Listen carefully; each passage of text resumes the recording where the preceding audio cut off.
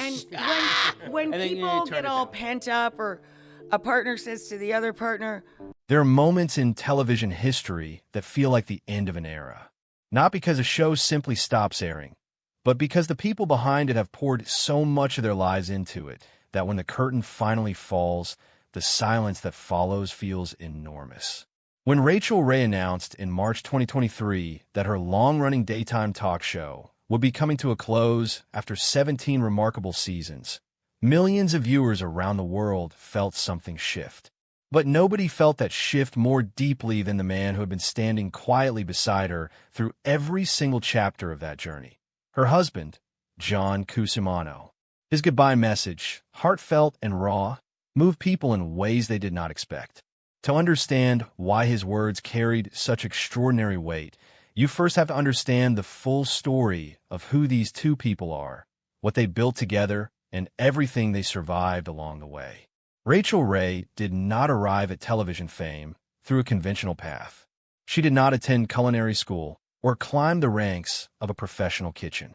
Instead, she learned everything she needed to know about food from the most honest classroom available, real life.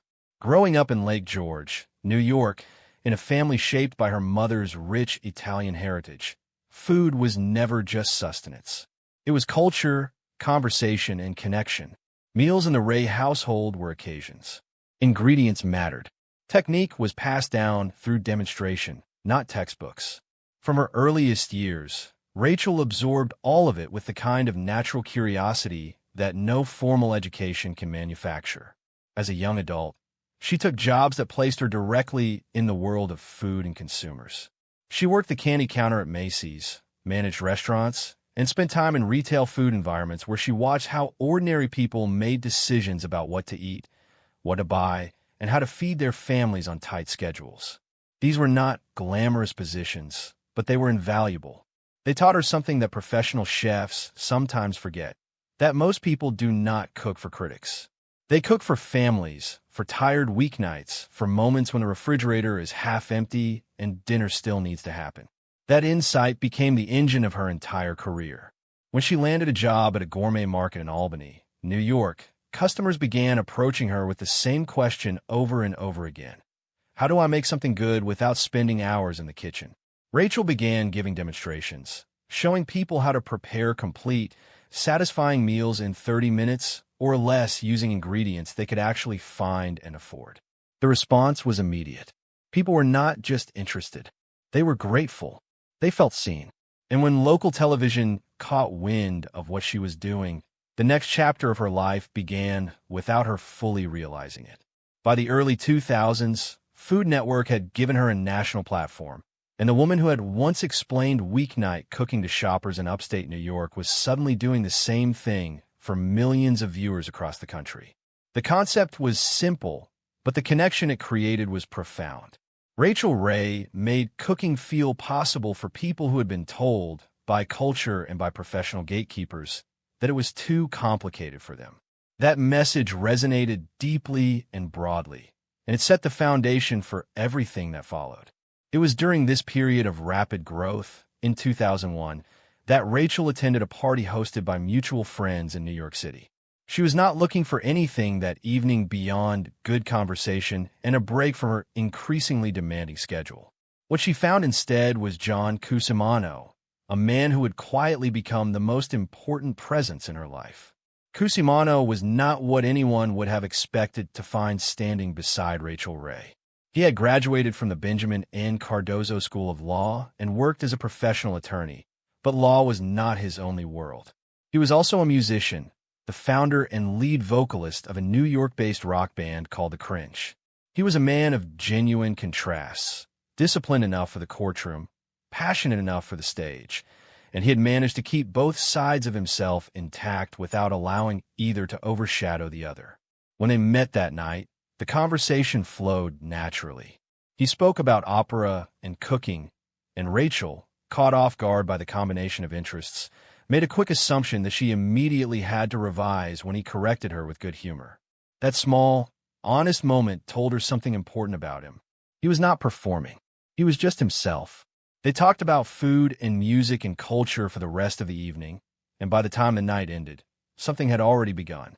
Rachel would later describe the meeting as instant chemistry, saying she knew almost immediately that he was genuinely different from anyone she had encountered before. She was not wrong. They dated through the early years of the 2000s, finding a rhythm that worked around the growing demands of her career. Cusimano was not the kind of partner who needed the spotlight or who felt diminished by standing beside someone more publicly visible than himself. He attended events with her, supported her work in quiet and practical ways, and continued building his own professional life without turning their relationship into a performance. He showed up. That was what mattered. And for Rachel, who was navigating the intense pressures of sudden national fame, having someone who was genuinely present without any agenda was more valuable than she could easily express. On September 24th, 2005, Rachael Ray and John Cusimano were married in Tuscany, Italy, in a small ceremony attended by family and close friends. The location was not chosen arbitrarily.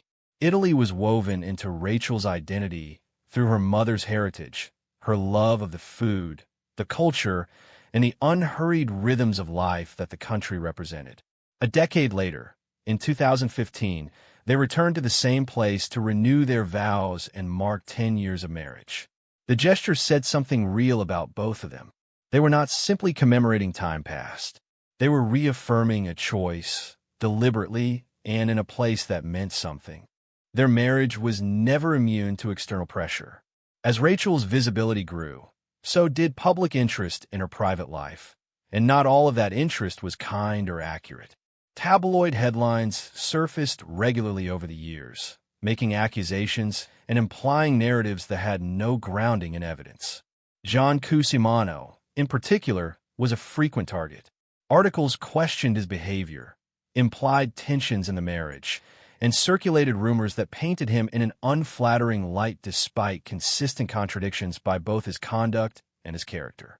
It was the particular cruelty that fame often visits upon the people who stand beside public figures. They inherit the scrutiny without having sought the platform. In 2016, Rachel was briefly pulled into a completely unrelated public controversy when her name was confused with that of fashion designer Rachel Roy. The mix-up was simple, but the social media environment amplified it into something ugly before anyone could stop it. Rachel's team acted quickly to clarify the situation, and she addressed it herself with characteristic directness, making clear that she had absolutely no connection to the events in question. The episode passed, but it served as a reminder of how quickly public attention can distort, misidentify, and cause damage before the truth has time to travel. Yet these external pressures were manageable compared to what the couple would face from the physical world itself. In August 2020, the upstate New York home Rachel had lived in for years, a place in Lake Luzerne that represented everything quiet and real in her life, far from cameras and production schedules, was destroyed by fire. The blaze began in the chimney and moved through the structure before firefighters could contain it. By the time the fire was extinguished, the building was gone entirely. What was lost inside was immeasurable. Notebooks she had kept for nearly 4 decades. Handwritten notes, photographs, personal objects tied to specific moments in her history that no insurance policy could replace because they had no monetary equivalent. They were records of a life, evidence of time lived, and they were gone in a single night. Rachel and John both escaped without physical injury, and she was vocal about the fact that safety was what mattered most. But the grief over what was lost was real, and it was deep. She spoke later about learning the difference between a house and a home. The structure could be rebuilt, but the memories that lived inside it existed now only in the people who had been there. John Cusimano was steady throughout the aftermath. He handled logistics, managed the practical chaos that follows catastrophic loss, and kept them moving forward when there was no clear direction and nothing left to sort through. It was precisely the kind of presence that doesn't make headlines but defines a partnership. Less than a year later, Hurricane Ida struck the Northeast in September 2021, flooding New York City and pouring water into the Manhattan apartment where they had been living since the fire. Floors, walls, and ceilings sustained serious damage. Belongings that had survived the fire were lost to the flood. Rachael described the apartment as having literally melted. Two major disasters in 2 years had erased nearly everything physical she owned. What remained was what could be carried, remembered, or saved in digital form. She spoke about the experience without dramatizing it, focused on the practical reality of starting again, while acknowledging that losing personal history twice was a different kind of weight than replacing walls and furniture. As her professional life expanded across television, publishing, cookware, and pet food, it also brought its share of serious challenges. In 2018, a class-action lawsuit was filed against her Nutrish pet food brand, alleging that products marketed as natural had tested positive for traces of glyphosate, a widely used chemical herbicide. The lawsuit drew significant public attention and raised real questions among consumers about ingredient transparency and labeling practices in the pet food industry.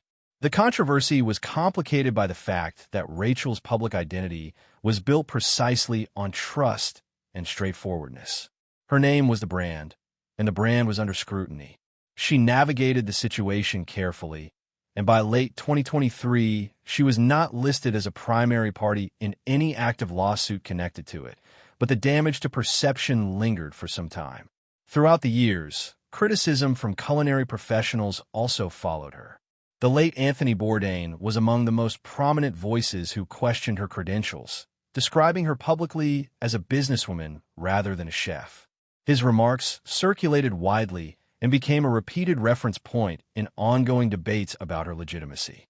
Rachael acknowledged the criticism when it came, addressed what she felt needed addressing, and returned to her work. She had never claimed to be a classical chef. She had always been honest about what she was and what she was trying to do. The audience understood that even when the critics did not. In September 2024, concern for Rachael's health spread across social media following a clip from her series filmed in Tuscany.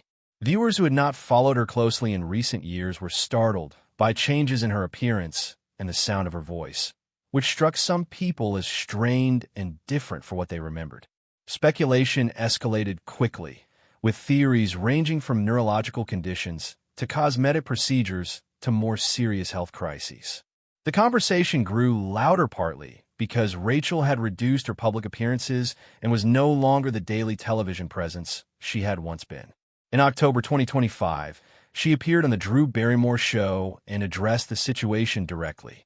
She explained that she had experienced a series of serious falls over an extended period and that the physical changes people had noticed were the result of those injuries, combined with the stress and recovery that followed. She was clear that she was not dealing with a serious illness in the way the speculation had suggested. She was healing. She described a period of adjustment, physical, mental, and emotional, that had required her to slow down and reorient herself. She also spoke about how she had spent that quieter time, continuing to develop projects through her production company and splitting her time between New York and Italy.